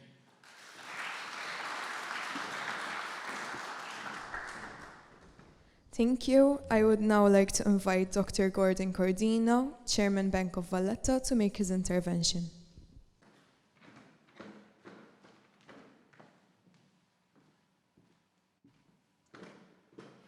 Good evening. I thank the organizers for their kind invitation to share a few thoughts with you tonight. It is, of course, of great pleasure for me to witness the ingenuity and the hard work that went into these presentations, and to have the bank, which I have the pleasure to lead at this point in time, to actively participate and support these initiatives, which will surely be giving great fruit and benefit going into the future. Some reflections, if I may. We have seen tonight an experience based on 4 pillars. One was, of course, the concept of youth entrepreneurship towards sustainability, digitalization, but always operating within the islandness framework. And there's a lot to be exploited and said about the interaction of these 4 concepts. First of all, sustainability is primarily for youth. It is about future generations. It is about this great doubt regarding the extent to which we can continue with our business models and economic structures going into the future, with respect to how the environment, the social dimensions, the governance dimensions can continue to support what we are doing today and the necessary changes. And therefore, I would strongly believe and advocate that sustainability is not just a minimum baseline that business models need to achieve. Business models have to transform themselves into a sustainability-first mode. We need to produce and sell sustainability rather than produce and sell products and services sustainably. Otherwise, we simply won't be getting there. And you will be seeing this very much in your day-to-day business lives over the next few years, as your banks will be asking of you to be increasingly more sustainable. Otherwise, there may be no further loans available, or such loans might be coming at ever higher prices. Just as we had to transform banks to combat financial crime over the past few years, the next decade will be about transforming banks to ensure climate sustainability. So that is one important aspect of how we need to rethink the whole concept of sustainability, which I think shouldn't be particularly difficult for an island context. The history of islands is a history of fighting to remain viable and consequently sustainable. In building communities that were resilient, to a great extent also self-sufficient. Many of the challenges that are coming in the modern global economies with respect to sustainability, be they in transport, which may need to be reduced, or production methods which were rendered excessively mass-produced and consequently not environmentally sustainable. Those kinds of business models are very much the result of unsustainable globalization, which, previous to those models, smaller island communities, and by island I don't mean only territories surrounded by the sea. They could be mountains, they could be definite regions with borders. Those had already solved them quite a while ago, and perhaps we have much to learn from those business models earlier on, both in the way in which we produce, but even more importantly in the way in which we consume and conduct our everyday lives. This is all going to happen in future within the context of digitalization. Now, we all believe that digitalization is the future, but it's a very easy cliche to repeat over and over again and believe and think that's going to solve everything. That is not the case. The world is very lucky to have survived from the days of Thomas Malthus, one of the very first economists who used to worry that population was growing exponentially while food was growing linearly, and consequently there will be hunger. Luckily, technology saved us over and over again.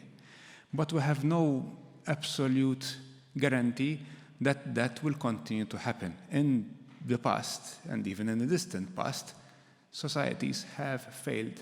We run the risk of failing again, especially if we don't use digitalization in the proper way. Business shouldn't be digitalized. At best, it should be omni-channel.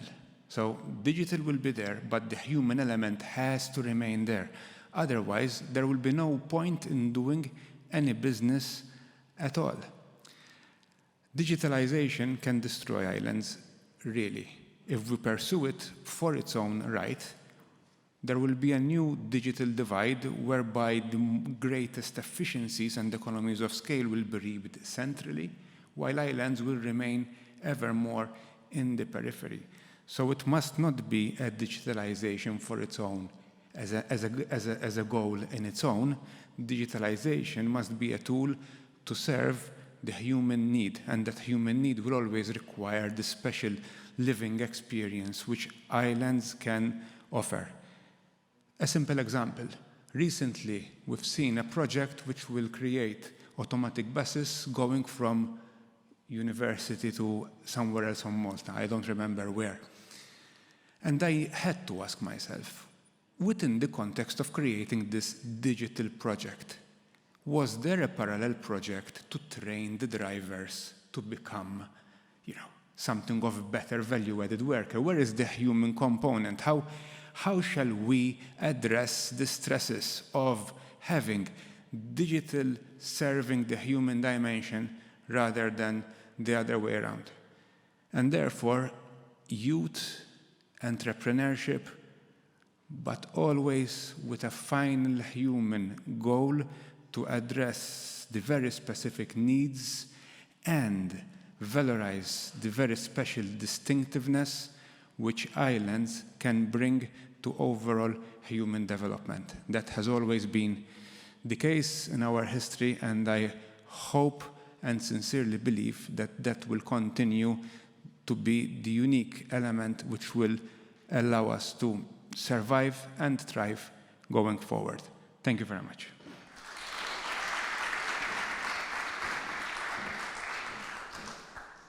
Thank you. I would now like to invite Michael Grech, Chairman Gozo Regional Development Authority, to make his intervention.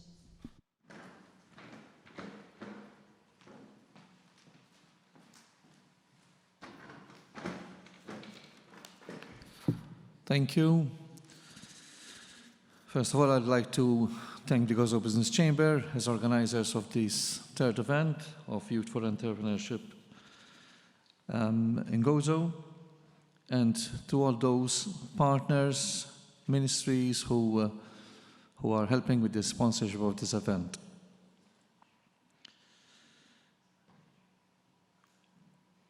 How can we predict our future? It's something which is very difficult to do, isn't it? I mean, we don't have a magic crystal ball. But a certain Peter Drucker, known as the founder of modern management, said the way to do that is to create the future. We create our own future.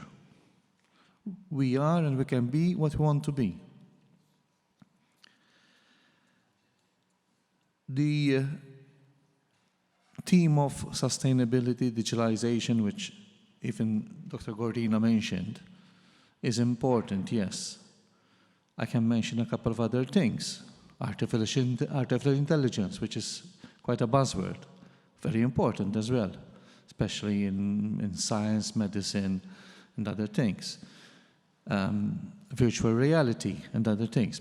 Because if we go back and think, certain things of the past which we used to see in science fiction films have become a reality. So people dream, and those dreams can be transformed into realities. However, I would like to stress a point which Gordon very well addressed, the human element. We must not forget that as an island, one of the most important things for us is the services. We are a services industry. From every way that you look at it, whether it's tourism, whether it's financial services, whatever it is, we are a services industry. And the human element, it's very, very important. No kind of artificial intelligence can replace it. So we need to stress on how we can uplift that human element within the service industry. And I think here we are a bit lacking. We put a lot of focus on exams, on this and that, but the communication, where is the communication element? We should focus a lot on that, I think, in my humble opinion. As you know, I represent the Gozo Regional Development Authority, which is a new authority, barely a year in existence, but with a very energetic agenda. We want to see Gozo transformed. We've come up with a consultative document, and I'm very happy that there was a lot of feedback coming in, both from organizations, NGOs, ministries, private sector, even from the man in the street. And we are working a lot on this document because finally we want to find out the way we can transform Gozo. A very important thing is, and it was mentioned by the last participant, the help that exists in guiding our youths to get their dreams transformed into reality. I happen to be also a director on the board of Malta Enterprise. And yesterday I was at an event in Malta celebrating 20 years of what we call KBIC, the Cordine Business Incubation Center. 20 years where a lot of youngsters came forward with their ideas, and Malta Enterprise provided the space, the expertise, the funding, the mentoring, and lots of other things. Now, in today's reality, and not all businesses make it. I mean, it's a fact of life. Okay? But the most important thing is that one does not surrender when there is a failure, one continues. And we need to be aware of all these services. Apart from Malta Enterprise, there are others. There's a huge amount of schemes coming out from Jobs Plus, for example, where I happen also to be a director there. And lots of other things. Sometimes I must say that we need to do more PR because the people out there, they might not know exactly.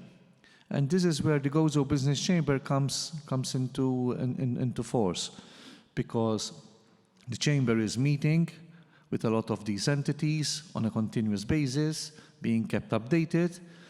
And I suggest and I recommend highly that, the young entrepreneurs speak to the chamber.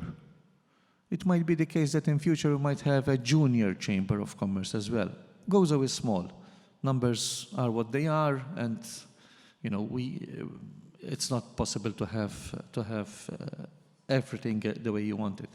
However, I do encourage everybody to speak to the chamber, because they can help, even with mentoring. The business people making part of the chamber want to see continuity. They're not afraid to see the youngsters come and challenge the old guard, because if we don't change, then we're doomed to die. So we need the input of these youngsters, and I'm sure that the people around the chamber, they will treat the youngsters who come up with the ideas with respect. Because if you don't dream, you can never turn it into a reality.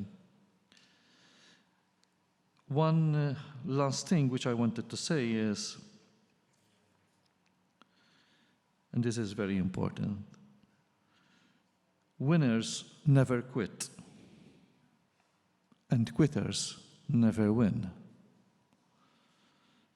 This comes from a certain American football coach of the 40s, 50s, and the 60s, a certain Vince Lombardi, who was very, very successful with the teams he coached, because his most important thing was perseverance. You persevere, you persevere.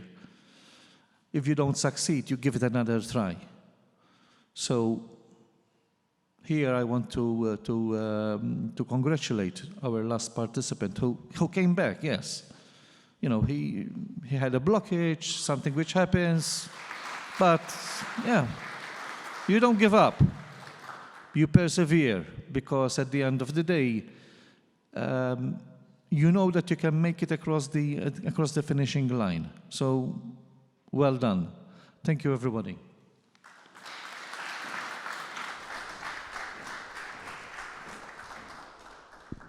Thank you. I would now like to invite Joseph Borch, President of the Gozo Business Chamber, to make his concluding remarks.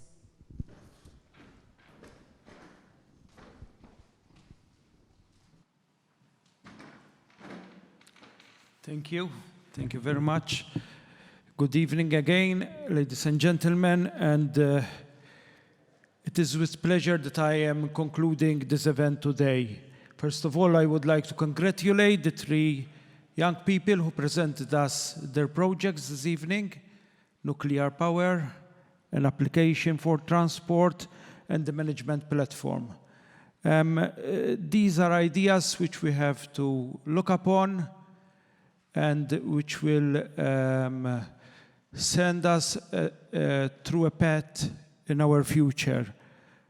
This is the 3rd year which we are organizing this contest.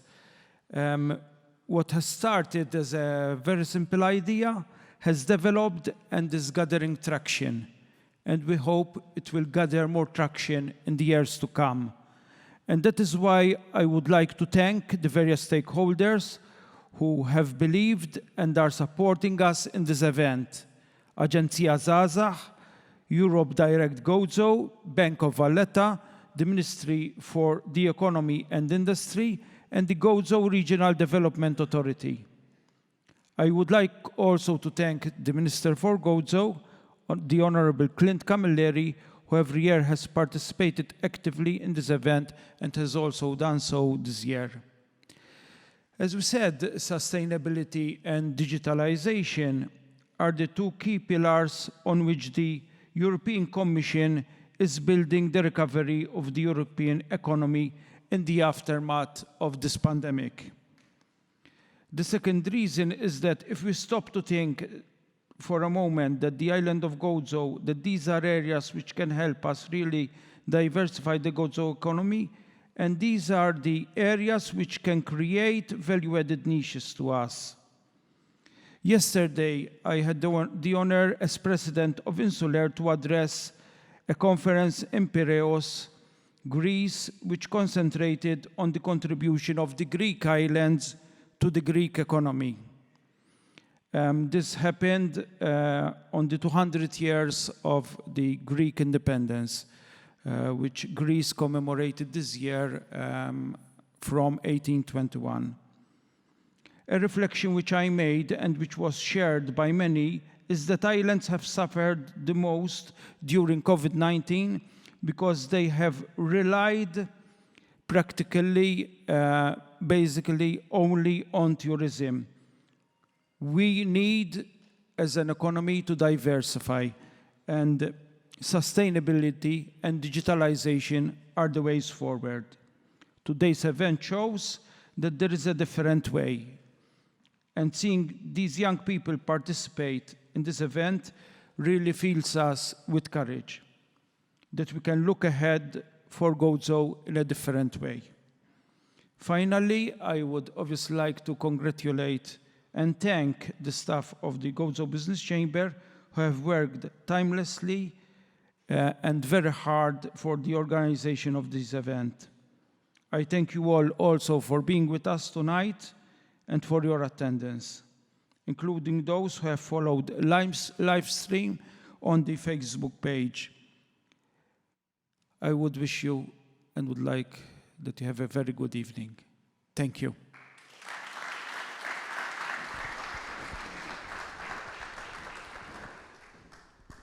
Thank you for all those who attended our event today. Even with its limitations, we were still able to have such a lovely evening. As an ending, we will have an intervention, a short video message by Dr. Elena Grek, the head of the European Commission representation in Malta. I hope you all had a good night. Thank you.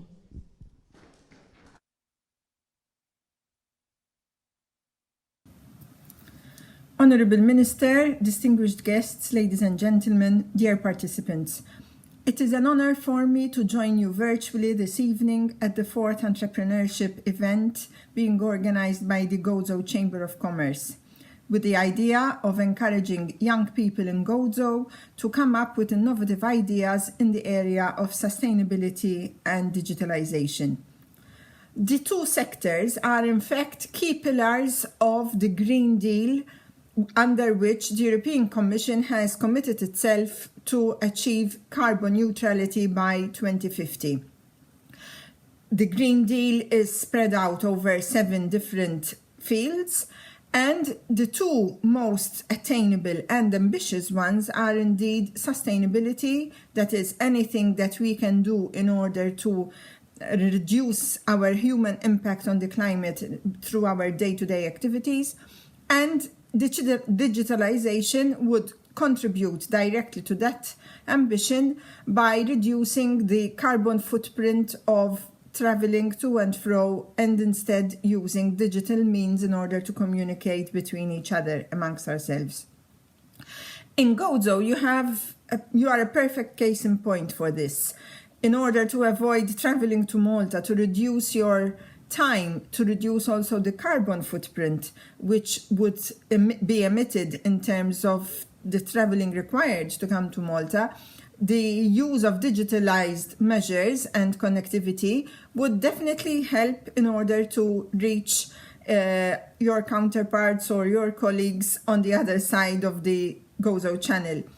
In fact, my intervention here today is also an example of that. I'm being with you here virtually in a digital way, whilst avoiding the time and the carbon footprint it would have taken me to be with you in person this evening. Not that I wouldn't have liked to, of course. The European Commission has made the Green Deal its flagship initiative for its 5-year mandate. In this sense, the pandemic, which we have all seen the effects of, unfortunately, has also taken a hit on our economies, and therefore the European Commission is striving to find ways to help the economies of the member states to recover right after being so badly hit with the lockdowns in all the member states. With its recovery and resilience funds under the Next Generation EU financial package, the European Commission is in fact helping member states to revive their economies, to boost their economies and strengthen them for the next generations by supporting them financially in different areas, including sustainability and digitalization. So you are very much on track in the right way to contribute to the achievements which Malta would like to see by 2030 at least, when the UN sustainable goals expire, in the sense that they need to be achieved by then. By 2030, the Commission has also published its Fit for 55 package ambitions, under which it aims for the member states to have reduced their carbon footprint by at least half. In its recovery and resilience plan, Malta has committed itself to use at least 54% of the funds available, that is equivalent to around 171 million euros, to achieving sustainable goals, which, for example, include greener modes of transport in order to commute between different cities. For example, one of the plans is to have a ferry which would leave from Bujibba going all the way to Valletta in order to avoid having cars commute all the way to Valletta. There are many more initiatives under Malta's recovery plan, which also focus on digitalization. For example, this includes a digitalization of the law courts, which would make them more efficient and which would do away with the need that everybody who has a hearing in a court would need to go to Valletta to be physically present there, but you can do your sitting from the comfort of your home. This evening, I am pleased to see the 3 projects which are presented very much fit into the objectives of the Next Generation EU principles and especially the recovery and resilience plans. I wish the 3 candidates equal success. I know that the 3 of you cannot win, but definitely one of you will, and I hope that the ones that do not give up just because they didn't win tonight, but go on working with their ideas and their ambitions to bring them to fruition. Please rest assured that innovation is a key word for the European Commission, so do not give up just because you don't win today. There are always opportunities, there's always space for new ideas and for ambitious young people like you to promote the future for the next generations to come. I wish you all best of luck and thank you for this opportunity.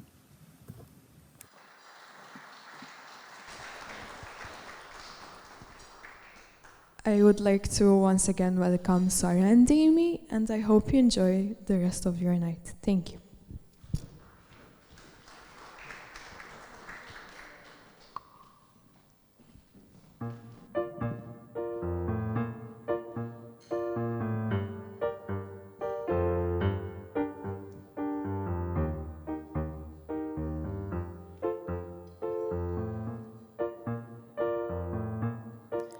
When the night has come and land is dark and the moon is the only light we see, no, I won't be afraid, no, I won't be afraid, just as long as you stand by me, I stand by me. So darling, darling, stand by me. Oh, stand by me. Won't you stand by me, stand by me. If the sky that we look upon should tumble and fall, all the mountains should crumble to the sea, I won't cry, no, I won't shed a tear, just as long as you stand by me, I stand by me. So darling, darling, stand by me, oh, stand by me. Won't you stand by me, I stand by me.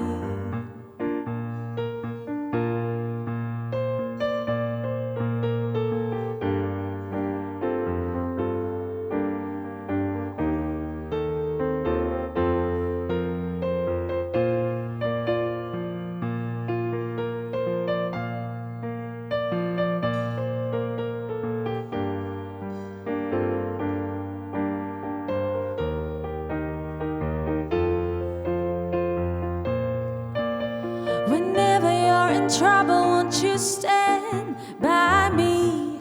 Oh, stand by me. Won't you stand by me? I stand by me. So darling, darling, stand by me. Oh, stand by me. Won't you stand by me? I stand by me, I stand by me, stand by me.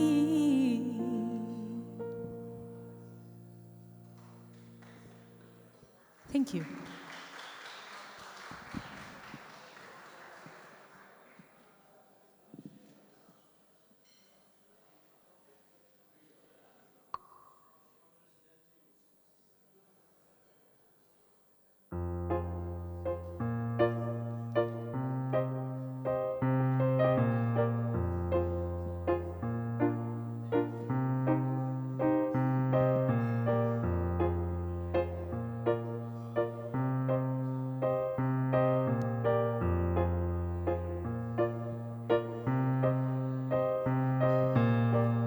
I don't drink coffee, I take tea, my dear.